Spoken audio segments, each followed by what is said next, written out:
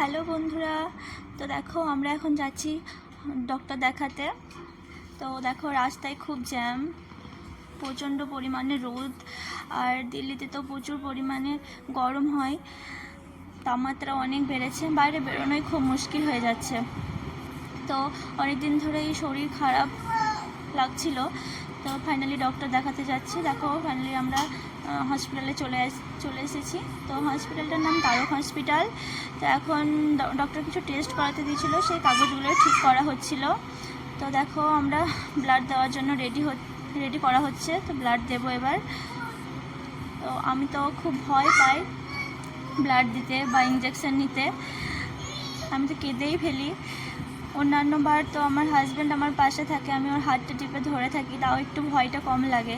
আজকে তো ওর বাবুকে ওর পাপা কোলে নিয়েছিল আর ভিডিওটা করছিল, তাই আমার কাছে আসতে পারেনি। আমার খুব ভয় করছিল, আমি তো লাস্ট পর্যন্ত কেঁদেই ফেললাম। দেখো এবার ব্লাডটা নেবে, ব্লাড নেওয়া হচ্ছে। আমার খুব ভয় করছিল, ব্যথা খুব একটা লাগে না, তবুও খুব ভয় করে। শেষমেশ তো কেঁদেই ফেললাম, সবাই আমাকে দেখে হাসছিল। দেখো ব্লাড দেওয়া হয়ে গেছে, এবার আমরা বাইরে বেরোবো। তো চলো দেখা যাক। বাইরে বাবু ওর বাবা ওষুধ নিচ্ছিল, এবার আমরা বাড়ির দিকে রওনা হব। চলো টাটা, বাই বাই, আবার দেখা হবে পরের ভিডিওতে।